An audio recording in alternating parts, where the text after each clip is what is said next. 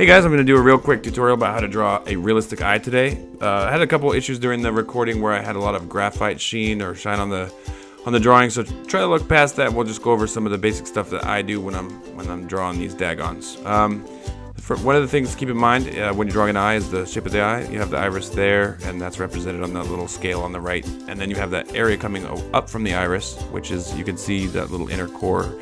And then here it slopes downwards, turning dark again as the bending light causes it to appear as a ring on the outside of the eye. Again, hard to see with the graphite sheen.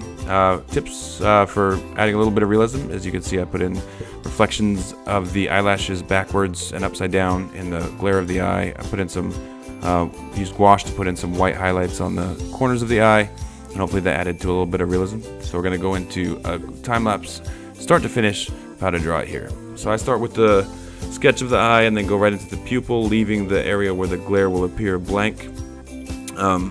And working completely around it, making sure that the rest of the eye leaves the space that you need for that. The gradient remains the same, irrespective of the glare. Inside of the glare, I do a real light gray, representing where the pupil would complete if the pupil were solid there, and it's solid black outside of the reflection area. So you'll see me just working it and adding values with a mechanical pencil that has 2B lead in it. The gray mechanical pencil I'm using has HB lead in it, and just going over through the natural structures of the eye as I demonstrated in that diagram, and slowly darkening them and defining them using the two mechanical pencils. I also have a mechanical pencil that has H lead, which I use for the absolute brightest parts, and that is the regular looking, like school type mechanical pencil you'll see. The last thing I use other than erasers is a Cretacolor Nero 2, and I use that for the darkest parts of the eye. You might see it popping in there because you'll notice that there's less graphite sheen, which is awesome because it's an oil charcoal pencil that doesn't have any graphite sheen. So I'm still working on the pupil here. One thing is that I'm trying to narrate this live in one take, so if I mess it up, that's probably gonna happen. That would be surprising if I did not. Does that count what I just did? I don't know. All right, so I'm starting on the actual white of the eye. Some people think that the white of the eye is white, and only in like rare places where it reflects light directly it will appear white. But most of it is actually a pretty dark gray, especially in this one where it's turned away from the person is turned away from where they're looking, and so you'll see a lot of recession of the eye as it goes toward those. I think the technical term is dagons in the corner of the eye, glands, I don't know, puffy, pink, weird, gross things where you get the boogers in the morning, you know. Again, not a doctor, although it may appear from my my official terms that I am. But anyway, I'm slowly darkening it, still using my 2B. If you use like small, precise cross-hatching, you can actually avoid blending entirely, which was the goal as I was drawing this eye. Or it really is the goal when I work on any small area like the nose of a person's face. Blending can get confusing. I use Strathmore smooth paper for this drawing. It's a Bristol, and it's kind of a pain in the butt to build up values on, but it's really awesome for smooth appearance. Which when you see this picture not with graphite sheen, you're gonna be like, "Whoa, that's some smooth appearance, great job!" And I'll be like, "Yeah, I know, it's because of the smooth paper." All right, so I'm starting the crease that goes up towards the top of the eye socket. This is one of the most distinctive features between people, in addition to the shape of the actual eye. Where the crease appears is like what really makes that person recognizable. Like if you see someone with a crease that basically overlaps their entire eye, you'll be like, "Oh, that's Eric. Oh, there he is." But this person's is also pretty low, which is why you'll see real dark line that represents the recession of the crease into the eye socket. So I started with that dark line using the Cretacolor 2, which is the darkest pencil that I use today, and now I'm defining the contours of the rest of the eye using my mechanical pencils, going back and forth between my HB and my 2B.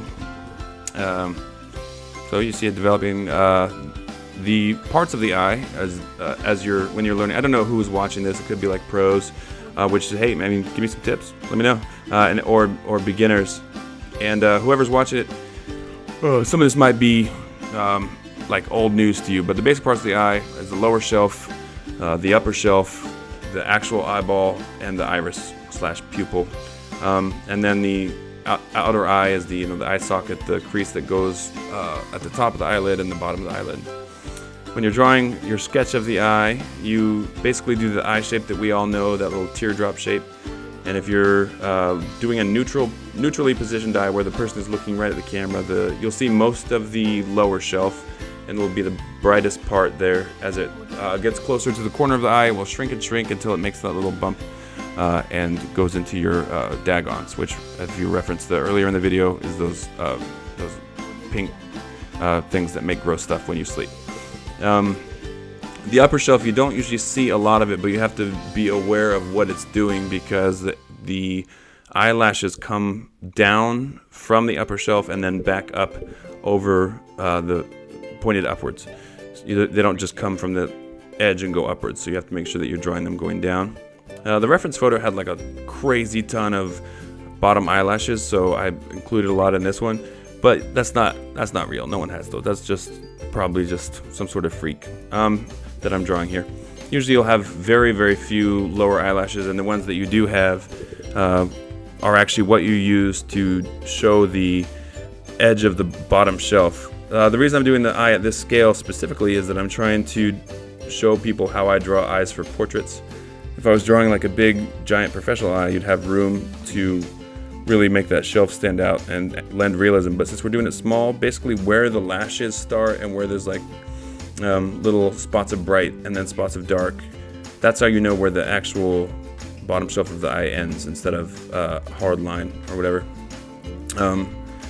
As you draw the upper part of the eye that goes up toward the eyebrow, just remember that the crease is going to be the darkest spot. It gets lighter as it goes away from the crease, whether it's going up or down, because either way it's going closer to the light. On the bottom lid, the darkest spots are going to be the outer part of the eye toward the bottom, which is deepest in the eye socket and lowest away from the light. And then the brightest spots are going to be on the inner corner of the eye. As it goes toward the nose on the bottom, it'll catch the light a little bit, which is a fun place to add highlights that will add realism and make it seem like the eye is a little bit more three-dimensional. So I'm building the eye socket, working my way up toward the eyebrow using the same mixture of 2B and HB pencils. No blending, just slowly putting it on layer by layer. The HB filling in all the light spots, and the 2B just hatching and cross-hatching over and over again to build up the dark spots. Here's a secret. I freaking screwed this eye up, actually. So what you're seeing is like sort of a baking show version, where I'm going to show you how to do it, and then I'm going to pull the right completed other one out of the oven. So when you see the final one, it might not match up all the way, but that's okay, because I'll do like a better one of this for you later. I just wanted to do this on a whim real quick to add something to my channel, and that's the end of that line of reasoning. Also, I don't have that much to say until I am done with this, so just watch this, follow along. You can kind of see what I'm doing. I'm sorry it's going so fast, but I figured that people wouldn't want to watch for 20 hours. And then as I see something that is noteworthy, I will chime in.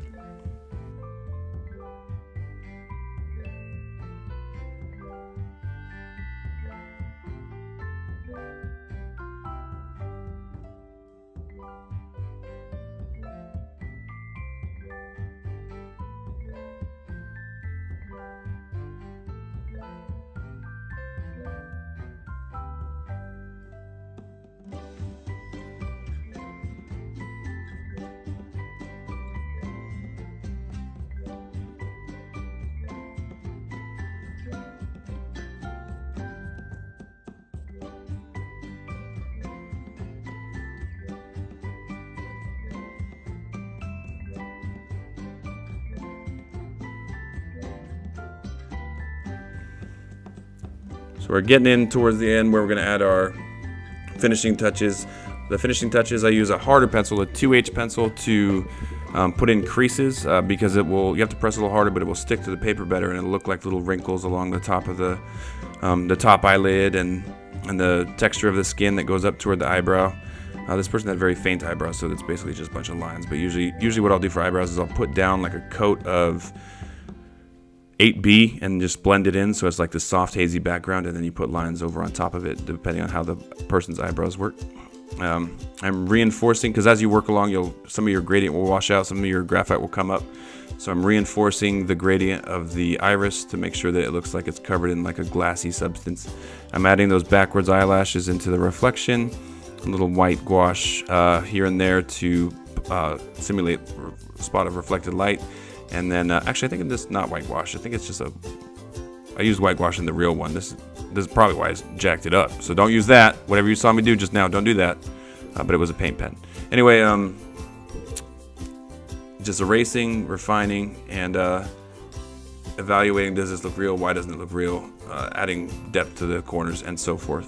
Anyway, I'm not popular, so I'm super available, super big loser. Go ahead and hit me up with any questions that you have, and subscribe to the channel, or else.